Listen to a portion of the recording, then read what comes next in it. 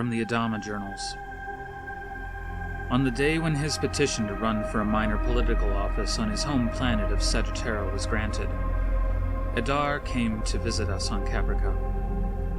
I was home on leave at the time, during one of those lulls that seemed to occur when the Cylons withdrew for a time from the fray. Isla was always happy to have Adar visit. At a much later time, she asked me never to allow him into the house again, and the two of them had a great time chatting about the kind of literary and cultural matters that they enjoyed so much. I was content to listen to them and watch the antics of my 2-year-old son, Apollo. Athena and Zach were years in the future. We had a tiny pet then, a rascally Daggett whose main purpose in life was to trip up intruding human feet, and Apollo used to love to charge at the animal, hear it yip, run away, and then turn, waiting for Apollo to charge it again. He loved that Daggett, and was terribly broken up 3 years later when it died from some mysterious Daggett disease. Isla and I had a bad time convincing him that his pet's death was not in any way his fault. Anyway, Adar could not hold in his good cheer during that visit. He bubbled over with happiness and optimistic hopes for the future. I don't remember much of what he said, but I suppose his main message was the one he used to much sinister purpose later. That he planned to push this business of the war to its finale. He felt the war was bogged down by the corruption of the politicians running it. I was glad at least that he didn't blame the military, as I'd just taken over the helm of the Galactica at the time, and was quite sensitive about its record. The main goal had to be peace, he must have said. I don't actually remember what he did say.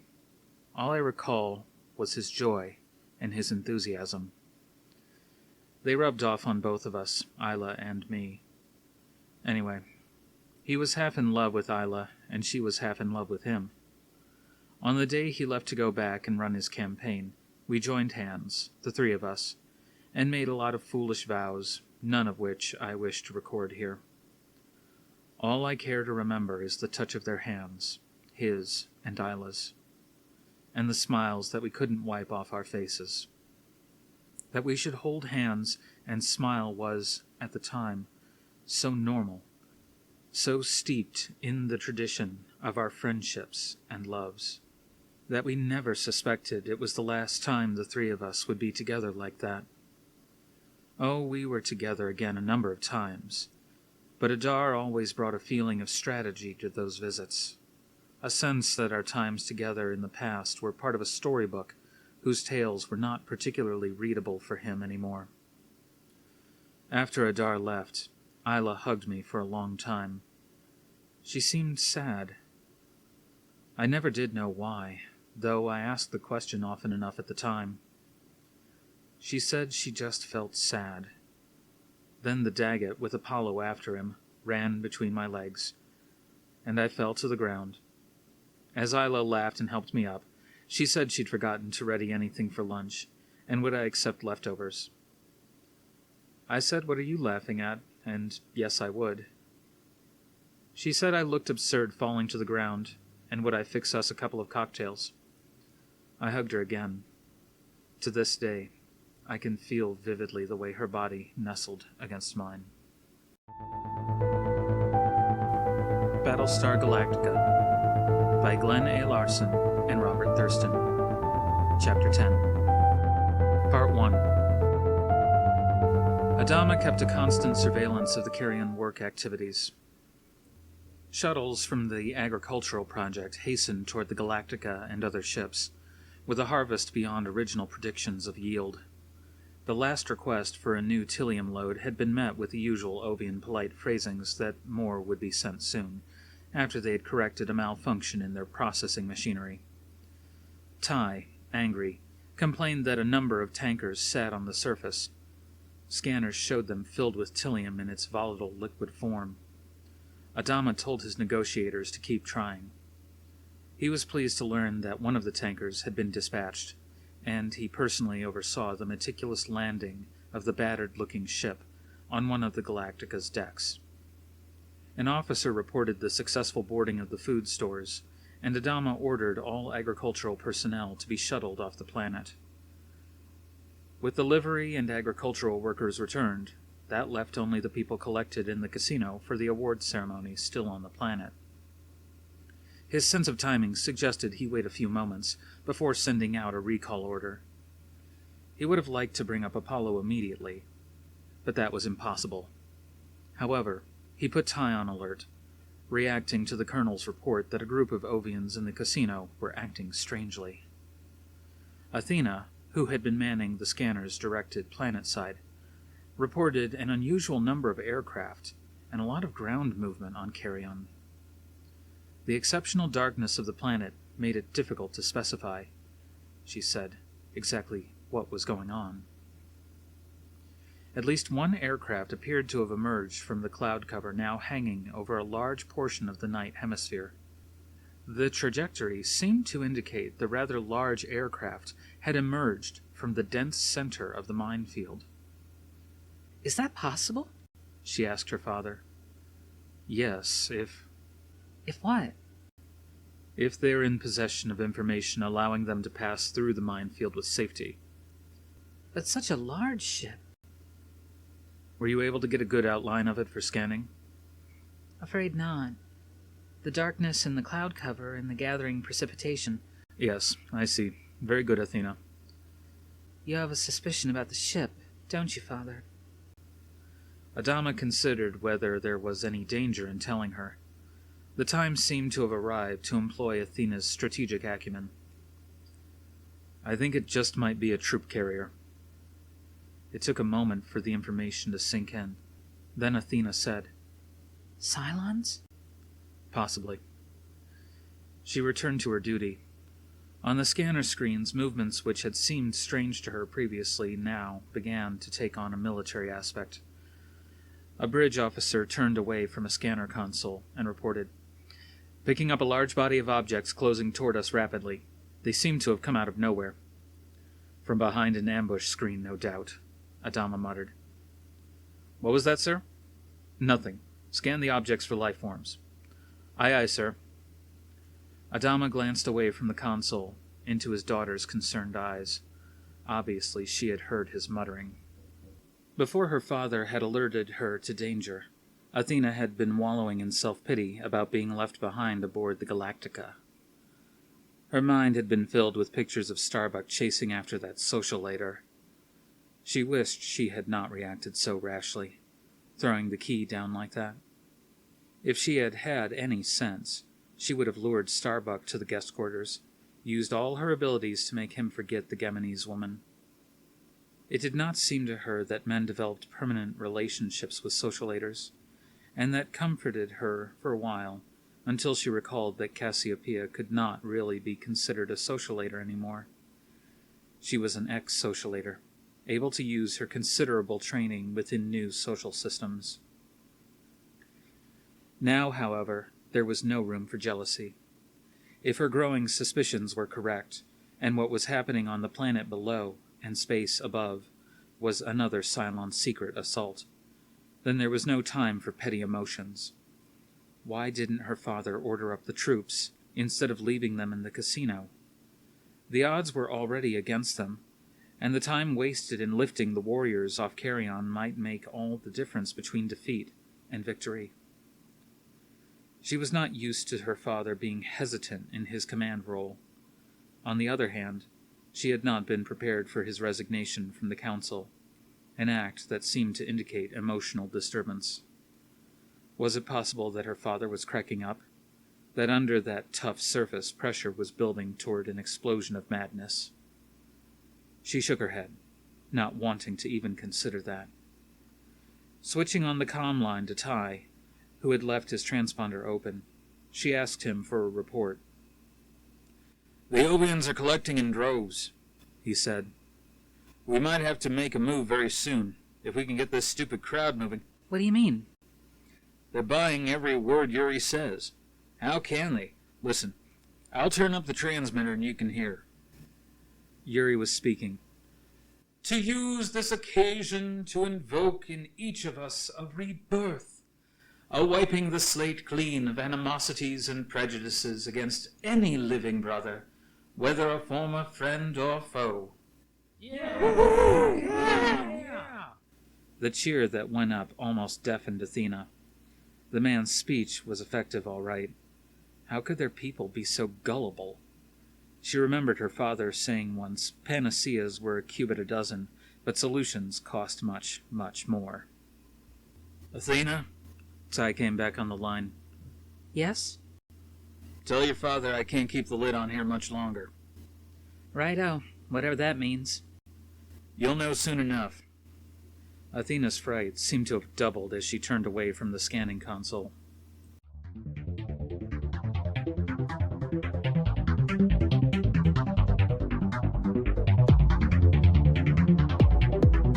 For the moment, Starbuck and Apollo had outdistanced their Cylon pursuers.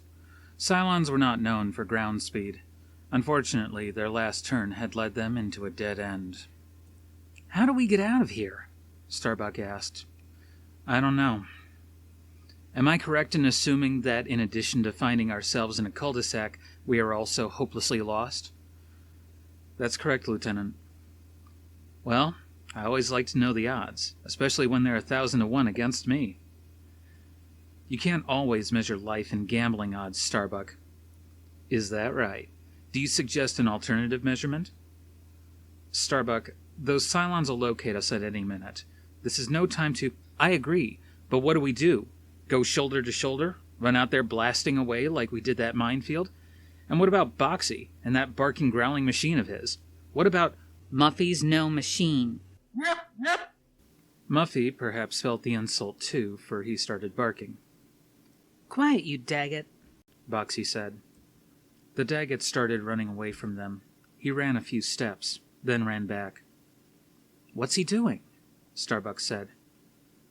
"He wants us to follow him," Boxy said. "Come on."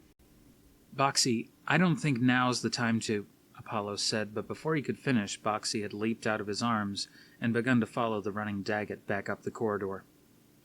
Apollo and Starbuck rushed after them. When they had almost caught up with the boy, the Daggett turned into a dark area in the wall that looked like a shadow. Boxy followed him into it. Starbuck and Apollo exchanged glances. Closer examination showed the dark shadow to be a small tunnel that ran between the corridor and what proved to be, when the two men had crawled through the tunnel, a large cavern. At first, Apollo thought it was just one of the mining areas until he looked closely at the ground. "What are those?" he said to Starbuck. "Looks like some sort of vegetable patch to me, but—" "My God!" They simultaneously perceived the humans inside the pods. Starbuck crouched down by a nearby pod and touched the plumpish young woman bound inside it. I think I was playing high-low with this woman that first day I found the casino. Her name was... I forgot it already." "Is she alive?" Apollo said. "She's breathing. She's got a pulse. Let me see if I can—" "What is it?" "Her body, it's stuck here. Not only stuck, it's becoming part of the pod, blending with the leaves. Underneath, she's... Apollo, the back of her head and shoulders. They're breaking up into matter, into—" "We can't stay here. Come on." "But this woman, the others. We can't just leave them. We can't sort out who's salvageable. We'll send a team back. Right now, there's the Cylons. Come on, follow Muffet. He seems to know where he's going." They crossed the chamber, carefully stepping over the pods, trying not to look at their contents. Ahead of them, a group of Ovions entered the cavern, carrying 4 new pods. Apollo grabbed Muffy and crouched behind the nearest pod. Starbuck and Boxy fell to the ground beside Apollo. "What's going on there?" Starbuck whispered. "I think they've been siphoning off people from the casino, bringing them down here. That's the reason for the casino, the reason they keep everybody winning and happy and fat." "But why? Why are they wrapping them in these pods and—" "I'm not sure. Perhaps we're a source of food for the Ovions. Maybe—" "Food? Do you mean the casino is a food lot? The Ovions are a race of cannibals?" No, Starbuck, that's not... What do you mean it's not? Cannibals are species that eat of their own species. Ovions aren't eating Ovions here. They're... You choose a fine time to nitpick. You mean they're just fattening us up like cattle? Like... That may be it. Those first pods they just brought in. The men in them look familiar. Starbuck squinted at the pods, which were being delicately held up horizontally while Ovions attached tubing to them. "They're the 3 men we were looking for," Starbuck said. "I thought so. Even from here the uniforms look like bad fits." "And the other one? Oh no, it's Cassiopeia!" Starbuck had stood up and begun to run before Apollo could stop him. He rushed toward the pod carriers like a competitive runner, leaping over the pods underfoot as if they were hurdles. With a last running jump, Starbuck hurled himself on one of the Ovions, who had just propped up the pod containing Cassiopeia for the attachment of the tubing. Starbuck's move seemed to activate Muffet too, who ran after him. Naturally, Boxy followed the Daggett. Apollo, still crouching behind the pod, muttered, "Damn," then started crawling towards Starbuck, around and over the pods. Cetal, alerted to the disturbance by a messenger, rushed into the pod chamber.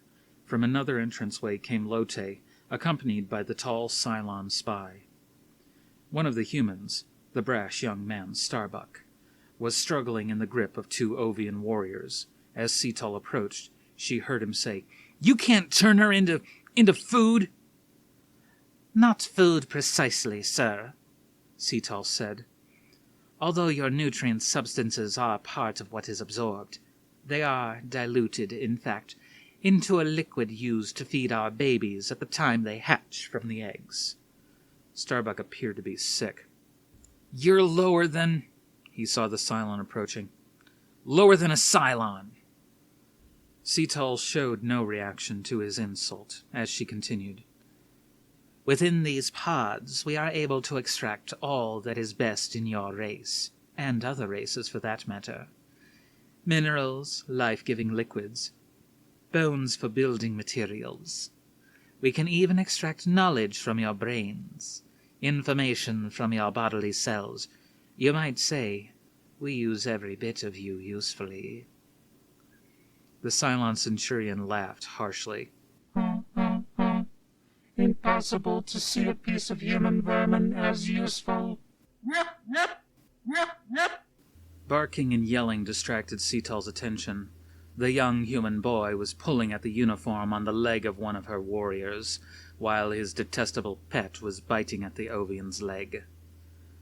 The queen, clearly amused by the situation, walked to the scene, and with her long arms pulled the boy away from the soldier. "I have special plans for this child," she said to the warrior, who had drawn a weapon. "He is mine, but if you wish, you may dispose of the animal." The Ovion coolly pointed the weapon at Muffet too, who was now leaping in anger. Squeezing one of its 2 triggers, she shot the Daggett at the high point of a leap. Sparks flew from Muffet's hide as it fell to the ground in a crumpled, inert heap. "Muffy! Muffy!" Boxy shouted. "Why, you..." Starbuck shouted, twisting his body violently. He pulled out of the 8-armed grasp of the 2 Ovion guards, leaping up suddenly to Cetal's left. Apollo fired at the Ovion, who had shot the Daggett, sending a killing beam through her neck. Starbuck, in reaction, rolled to his left and came up shooting. His aim was true as he sliced the Cylon's helmet in 2. Suddenly the 2 men were blasting away, and an Ovion warrior seemed to fall with each shot. Cetal ran recklessly through the fire toward Lotte to protect her. Lotte held the child, who was now crying fiercely as he looked down at his fallen pet, tightly in her arms. The firing behind her stopped. Looking back, she saw that all of her warriors had been killed by the 2 humans. Starbuck was now advancing toward her and Lotte. "Stop right there, you ugly insect!" he cried. Cetal moved sideways, placing herself deliberately between the 2 men's weapons and her queen. Whatever else happened, Lotte must be protected. It would be final proof of Cetal's love of her queen to die for her. "Starbuck, stop!" Apollo shouted. "I want to kill both of them. We haven't got time to... You might kill Boxy too." Apollo's cautionary message seemed to make Lotte hold the boy all the more tightly. "Disarm them, Cetal!" Lotte screamed, her voice shrill. Conditioned to respond automatically to an order from her queen, Cetal jumped at Starbuck. The man, surprised at the Ovion's lunge, nevertheless got off a shot at her which burned through one of her left arms. She finished her leap and knocked Starbuck off balance. Cetal grabbed at his arm to try to wrest the man's sidearm from his fingers. The move jostled his arm, made him accidentally fire the weapon. A high-pitched scream behind her ended in a gurgle. She turned to see Lotte falling, her head half severed from her neck by the chance shot. No! Cetal's scream took up where Lotte's left off, and she ran to her fallen queen. Boxy, having been released from Lotte's arms as they went limp, ran to Muffet. Starbuck aimed his weapon towards Cetal's head. "No, Starbuck," Apollo shouted. "We've done enough. Take care of Cassiopeia." Starbuck ran to the pod containing Cassiopeia as Apollo rushed to the sobbing boy. As soon as Cassiopeia had been released from the pod, she fell into Starbuck's arms, drugged, half-conscious, but alive. He hugged her to him briefly, then set her down while he released the 3 men in the Galactican uniforms. He was about to interrogate them, but he could tell from their glazed eyes they were in no state to produce any explanations at that moment. At first, Apollo did not know what to do about Boxy. He figured that the crumpled Daggett droid's body must remind Boxy of the death of the real Daggett back on Caprica. Only this time nobody had shielded the boy from his pet's fallen form. Would the boy be able to get over such a loss again? Or did it have to be a loss? Perhaps not. "We've got to go, Boxy. We can't stay here." "I won't leave Muffy!" "I know what you're thinking, but are you a Starfleet trainee officer or not?" "Yes, but..." "Then get moving, young man. I'll bring Muffy. I promise you that. Now let's go, or I'll have you keel-hauled." Boxy, responding to the authority in Apollo's voice, sprang to his feet. Gently, Apollo picked up the Daggett droid. A few wires inside it hung out, frayed and burned. Ordering Boxy to start moving, they collected Starbuck, along with Cassiopeia and the 3 uniformed men, all of whom could respond to orders in a robot fashion. They made, Apollo thought, an odd-looking platoon as they trudged toward the entranceway of the chamber. Starbuck brought up the rear, looking back with his weapon raised at the mourning Cetal. He took aim at her, but Apollo said to leave her in her sorrow. She was no threat now. Cetal, aware of their departure, made no move to follow them. There seemed no point. Lotte was dead. As in all deaths of Ovion queens, the tiny sharp points on the skin of her body had faded to a dull, nearly whitish yellow. Soon they would retract into the skin. Without her queen, Cetal was without function. There was nothing she could do to assuage her misery. Wounded by Starbuck's shot, she could only sit and allow the life to drain out of her body. For a long while she bent over the dead queen and muttered prolonged, high-pitched sounds that were the Ovion version of keening. Eventually, unconsciousness relieved her misery, and she fell forward across Lotte's body. "I think I've got my bearings now," Starbuck announced, after they had traveled some distance from the pod chamber. "The elevator's that way."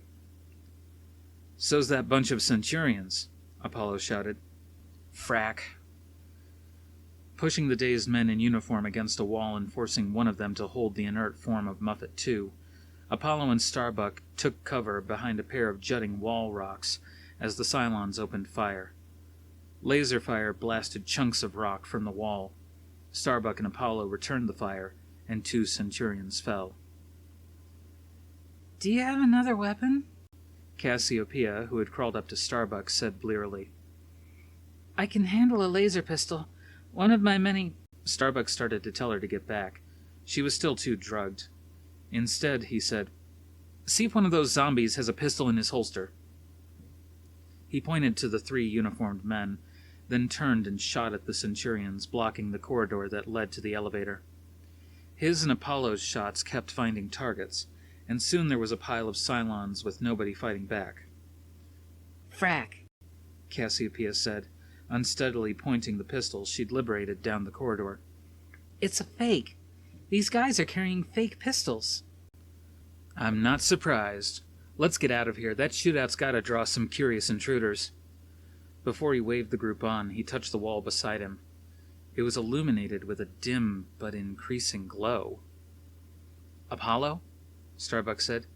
"You thinking what I'm thinking?" "Yeah. With all this Tilium starting to burn, this could grow into a fire that could turn this whole bloody planet into a bomb." Let's tiptoe out of here, huh? This way. Come on." "Are you sure?" "This is no time for a vote. Let's move." A lone Cylon leaped out at them from behind the pile of corpses. He released one shot towards Starbuck, which ignited more rock. Starbuck reacted quickly and killed the ambushing alien. Maneuvering around the corpses, they traveled down another short corridor and into the lobby containing the elevator bank. "What'd I tell you, Captain? We're saved." The door to the elevator that Apollo and Starbuck had tampered with opened suddenly, and a bemused-looking boomer stepped out. He smiled broadly when he saw that Starbuck and Apollo were standing across the lobby from him. "Hey, guys," he said. "What's going on? You guys hotwire this elevator? I looked all over." He was interrupted by laser fire emerging from the darkness of a corridor to his left. His weapon was immediately drawn, and he went into a crouch as he fired at the source of the attack. Boomer's fire proved a cover by which Apollo and Starbuck could lead Cassiopeia, Boxy, and the 3 men across the open area. When they reached the elevator and herded their people in, Starbuck shouted, "We might get trapped in that thing." "Does it matter?" Apollo shouted back. "If those fires combine and spread and explode the Tilium, it doesn't matter where we are. Get in. Come on, Boomer." Starbuck joined Boomer to allow him extra firepower in backing into the elevator. As Starbuck leaped into the elevator between the leading edges of the closing doors, a Centurion appeared just in front of the car and took dead aim on the young lieutenant. The doors closed just in time, but flamed briefly as the Centurion's shot hit them dead center.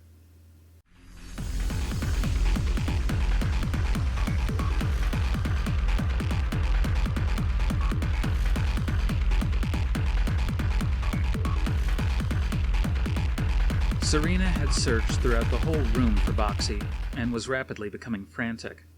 She tried to obtain Colonel Ty's help, but the commander's aide, intent on a small electronic device concealed in his hand, waved her away.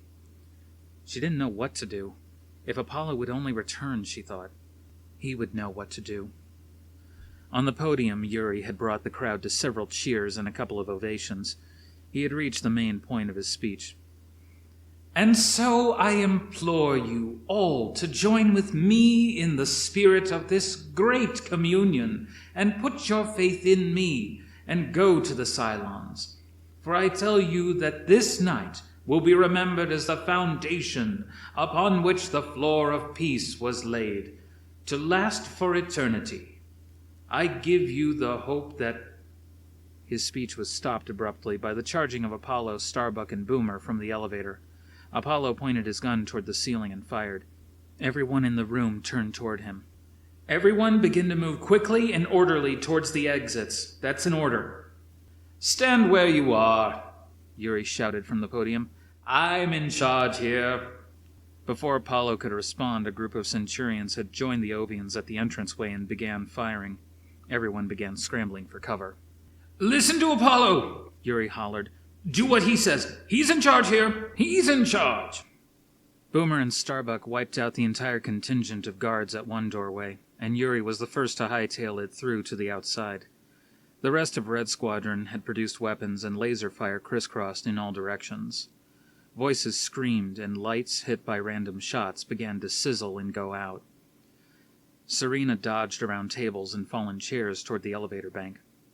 "Boxy! Boxy!" she hollered. She discovered the boy cowering behind Apollo. She picked him up in her arms. Over that way, Apollo cried.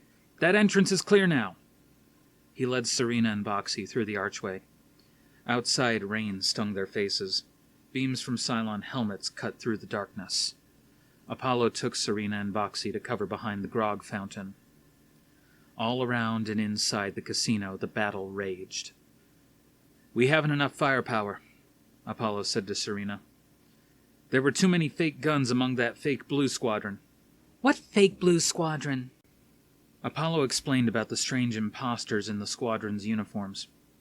I don't know what was in my father's mind when... Over the hill near the fountain, a landram appeared, with Lieutenant Jolly mounted on a gun turret. The fat lieutenant started blasting away, and a group of Centurions began to fall.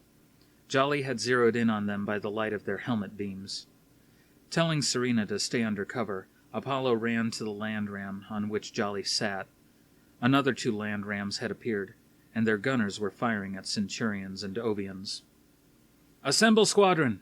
Apollo cried, as he reached the landram and scrambled aboard. Where in all that's holy did you come from, Jolly? We're here courtesy of Commander Adama, Captain. But why?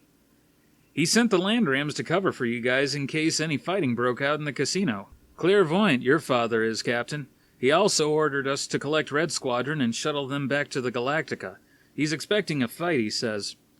Red? Why just Red? Jolly smiled as he fired off another round, dropping several of the helmeted aliens. Blue Squadron didn't get to go to the party, sir, except for Boomer and Starbuck, who had to play hero with you down here at the Counselor's little celebration. Guess all 3 of you had to go so Yuri wouldn't get wise he didn't have all the military personnel at the party. Well, if the Blues didn't go to the party, who were those oddballs wearing their uniforms? Anybody the commander could find up in the fleet to fill the uniforms. You should have seen the guy who got mine. I think I did, Jolly. Shooting suddenly stopped. The Ovions were scattering, while the Centurions were beating a retreat away from the casino. What are those damn Cylons up to now? Apollo said. I'm not sure. Just before all hell broke loose, I received a report that air activity had been tracked by scanner on the Galactica. They thought it might be Cylon fighters. Those guys might be returning to their ships. Then we better get to ours and damn fast. Apollo jumped off the landram. From the main entranceway, the rest of the guests, civilians, warriors, and civilians in warrior uniforms, scrambled out toward the landrams. The authentic warriors were being assembled by Starbuck and Boomer. Apollo joined them, explained as succinctly as he could what Jolly had told him. Red Squadron's got to go on ahead in the first landram. We may not have much time. Starbuck, you and Boomer take care of the civilians. Round them up and get them to the shuttles. But Captain, Starbuck complained, I want to get to my ship too. Do what you're ordered, bucko. Get up there fast enough and I'll see if I can save you a couple of Cylon stragglers for target practice. Thanks a bunch, Captain. Apollo gestured for the Red Squadron to follow him to the first landram. Boomer and Starbuck began, with Cassiopeia's help, to calm the panicked civilians and get them organized. Ty joined Red Squadron. He was holding his left arm, which hung limp at his side. Are you all right? Apollo asked. A Cylon stray shot?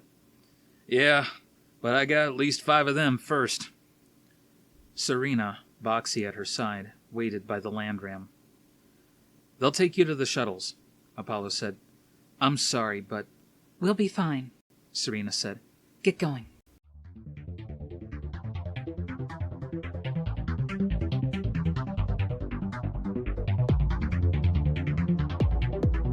Athena had noticed that the token force left on the bridge had grown to a full crew since the alert had gone out, but she had been too busy to wonder about it. Form scan positive, she announced as the information came up on her screen.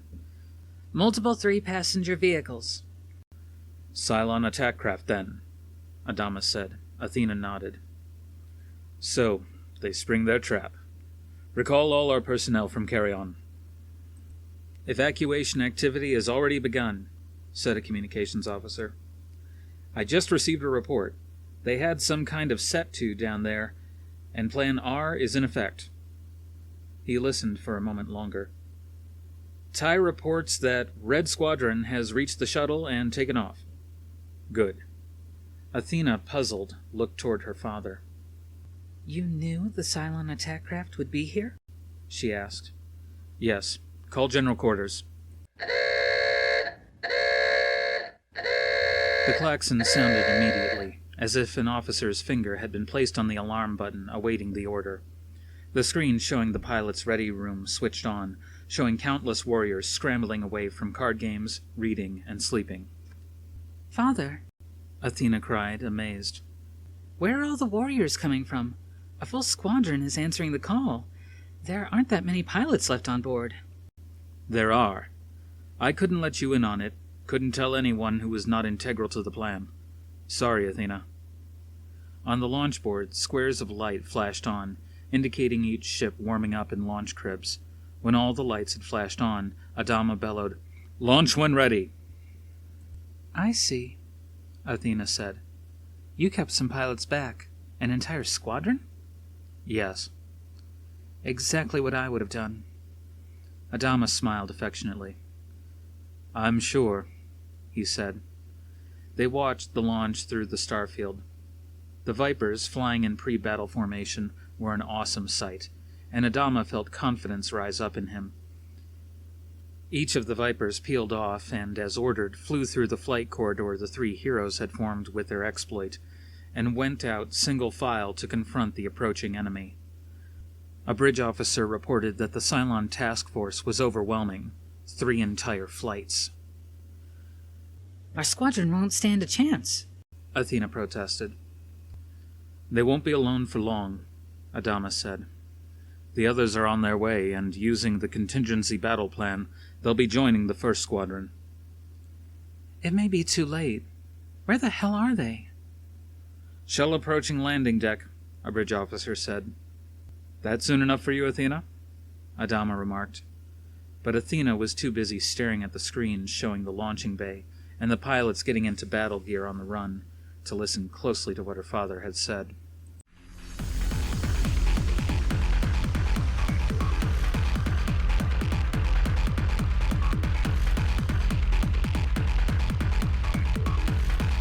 The rain was falling harder in the fields where the shuttles sat. Boomer and Starbuck hustled the panicky people off the land rams and up the gangways to each ready ship. A cold breeze drove the rain uncomfortably into their faces. I hate milk runs, Starbuck shouted. Look, Boomer cautioned, each job's important, okay? That sounds like one of the commander's lectures. Cassiopeia, who had been helping people off the last land ram, reported that everybody was off the vehicles. Her eyes showed she was alert now. Starbuck hollered at the last stragglers to get a move on. Boomer, he said, soon as we dock these shuttles, we head for the launch cribs. I want a piece of the action. The rain lessened abruptly, and Starbuck's attention was caught by a ship sitting on the slope of a nearby hill. What's that? He said, pointing toward the ship. Boomer looked. That's one of the Ovion Tilium freighters. It was supposed to be sent to... Is it carrying a full load? Well, yeah, must be. Why? I'm taking it up. But that stuff's lethal. One attack and they could blow you out of the sky. Great. That's the way I always wanted to go. You take care of the shuttles. I want to go with you. You've got your job, Boomer. Do it. But what do you know about flying an Ovion ship? I can fly anything, Boom Boom. You can fly your head into the clouds. That's what you can do. Goodbye, Boomer. Starbuck started toward the tanker. Suddenly, he was aware of Cassiopeia running beside him. What are you doing? He roared. I'm going with you. But... You can use me. I'll explain later.